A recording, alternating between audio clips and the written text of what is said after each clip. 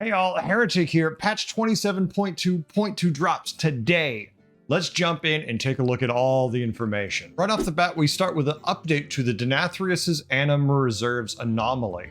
This is a really good change. The old one was all heroes are Sire Denathrius. The new one is quests and rewards are in the game.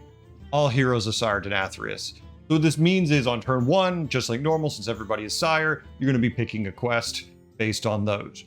And then on turn 4, just like if quest mechanic was active, we'll be also picking the next quest. So you're going to get 2 quests per Sire, 8 Sires in every lobby. Let's go.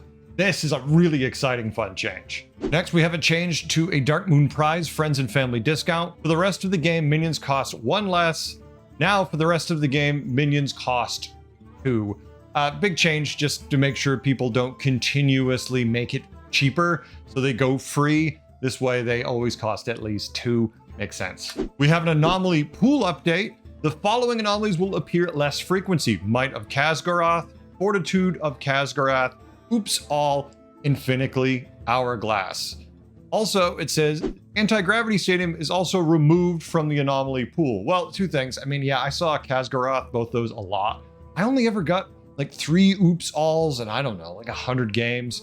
And I don't really like Finicky Hourglass, so I'm kind of glad there's less of them. And I've never seen Anti-Gravity Stadium, so still removed. We're never going to see it. Apparently it was put in initially, it didn't work, and they pulled it out, and I've just never got to play it, damn it. Following anomalies will now appear more frequently: Prudence of Amatus, Nwyn's Shifting Discs, Bring in the Buddies in a fair reward. I like all of those, so I'm fine with more of those.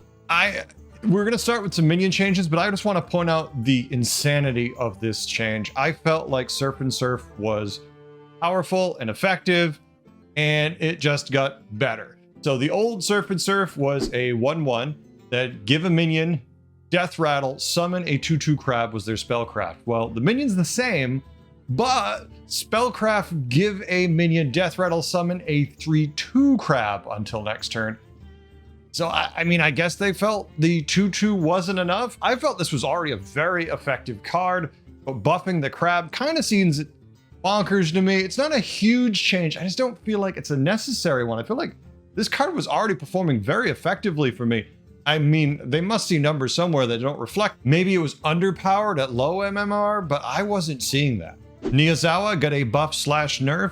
Used to be a tier 6, 7 attack, 6 health. It is now a tier 5, 6 attack, 5 health.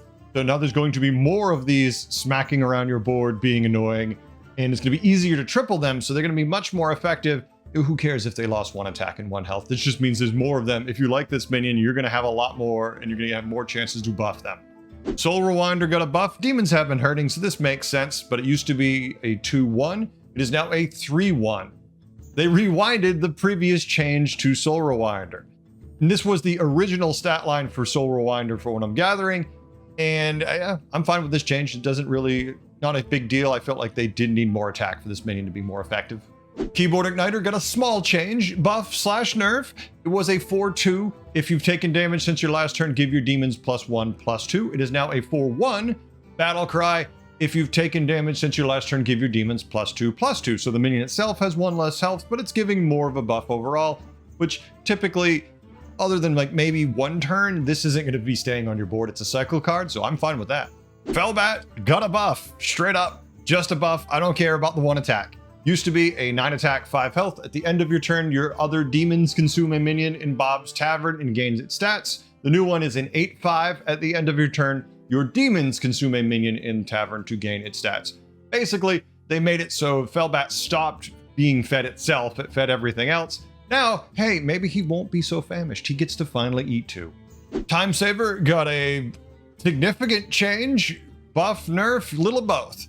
Went from being a 3/5 if you have any unspent gold at the end of your turn. This sells for 2 more gold. And this was an accumulative buff that went on for a while. I'd use this card, I liked it. But now it is a 2/3, same tavern tier. If you have any unspent gold at the end of your turn, this sells for 3 more gold. So this once again will be accumulative. The longer you let this go, the more gold it's worth, and it doesn't really have a ton of stats, so it's easy to let go. You just need to have a good board around it so you don't lose, take too much damage before you get to sell it. Stormbringer got a buff, went from a 1-7 to a 1-9. Dragons need some help, so I'm fine with this change. Electric Synthesizer got a big buff, went from give your dragons +3 attack to give your dragons +3 attack and 1 health. That is not a huge thing, but for a card you're just cycling, that extra health means a lot. Having all the attack of the world is great, but you need to be able to take a punch and not just, fall over as soon as you get hit. This will give dragons a little bit more viability, and they need it. Obsidian Ravager, in the same idea, also got a buff, went from a 4-4 to a 7-7. So the same effect where it will hit the primary target with its damage and one of the adjacent minions with its damage. And then if the main target does not die, it will follow through and hit with its primary attack into that target. Great for taking off shields or just sniping things hiding next to taunt. It did need this buff. Not sure, once again, if it's enough, but I want to get some games in to see. I was never really impressed with it before. Let's see if the 3-3 makes a difference. Carbonic Copy got a big rework, and since elementals are relatively easy to buff, this might be a very good change. Used to be a tier 5, 5 attack, 6 health. It is now a tier 4, 3 attack, 3 health. Like I said, you could throw a lot of buffs on this thing and make it big because you're buffing 2 minions every time you buff it. If you triple it, you're buffing 3 minions. Even individual target buffs are worth it on this minion because they spread out as you just have it on the board, and if you triple it, it gets even better. Huge change. This is going to be, especially a non-venom lobby, is a big game changer, possibly for elementals. Granite Guardian got a buff. They turned out it wasn't quite big enough, especially coming in at tier 7, so they really packed on the pounds. Let's see if it makes a difference. It went from a 117 to a 128. Be keeping an eye on Guardian. It was offered to me a number of times. I have never been tempted to take it. This doesn't really make me too excited either, but it depends what else is offered to me at tier 7 and what I'm doing, I guess. Adaptable Barricade, already a little better also. Adaptable Barricade went from a 12-1 to an 18-1. Now this minion will take its attack and move it to its health to make sure it always survives the combat with 1 health. And that is better when you add more attack to it, obviously. Coming in at tier 5, it's going to take a minute or two to buff it. Good change, more viable, and was already slightly annoying at times before at 12. Omega Buster got a buff. Now here's one we've had for a while. Went away, come back. They decided it needs a little more, and here's the change. Used to be a 5-5, summon 5 1-1 microbots death rattle. For each that doesn't fit, give your mechs +1/+1. Now it is death rattle, summon 6 1-1 microbots. For each that doesn't fit, give your mechs 1-1, and it is a 6-6. So basically it just increased everything by 1. Good change. I felt like this card used to be very viable, and maybe this will be enough to make it a return, to be something people want to see on the board more. Sanguine Champion went from a 9-3 to an 18-3. They doubled its already decent attack to an 18 because kind of slow, and when you get it, it feels like it's not enough.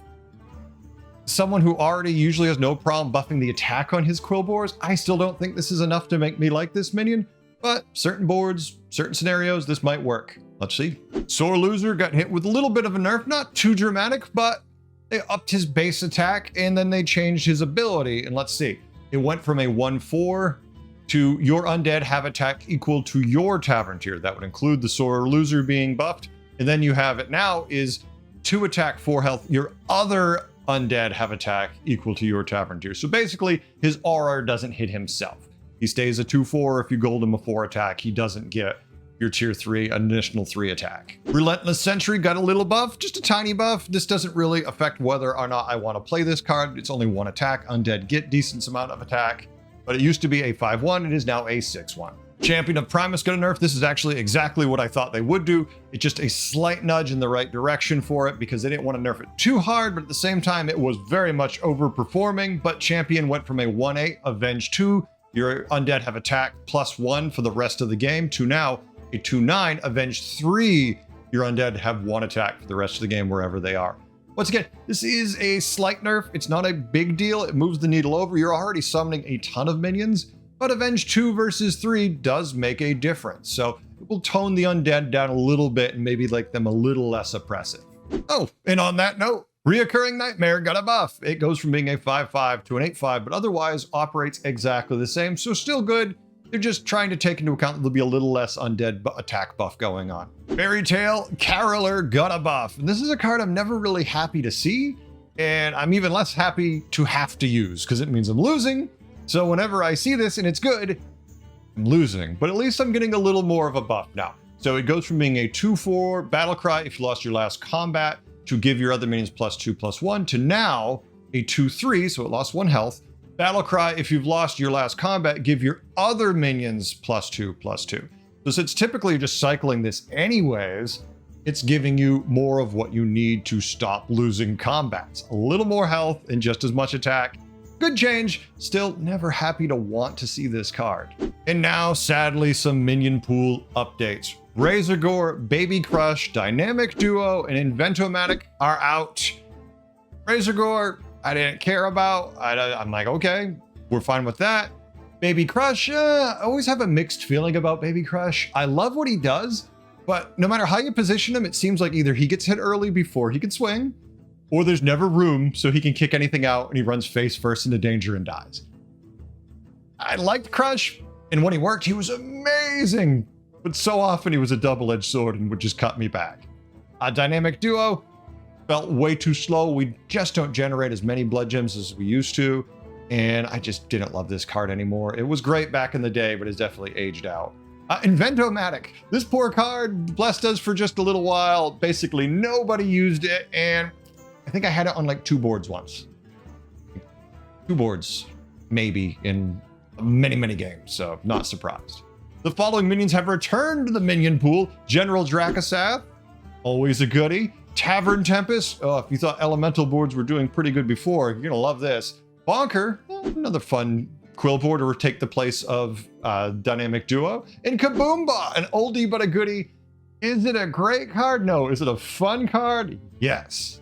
And that's it for the changes, folks. We have some big ones, we have some little ones, we have anomalies getting adjusted, we have minions coming, we have minions going. I am loving this meta right now. Yes, I have too many nights where I see Secrets of Norganon half the games or more, and it drives me crazy if I play 10 games on stream and 5 or 6 of them are secrets, but otherwise I'm enjoying this larger pool and new anomalies getting to play. What do you think about the anomaly system? Is it everything you hoped it would be? Is it exceeding those expectations? Please leave a comment and let me know what you think. I am actually eager to hear because I love these things and I want to know if you like them half as much as I do. Thanks for watching all. I hope you had some fun. I'll catch you on the Battlegrounds. Until next time, have a good one. Later.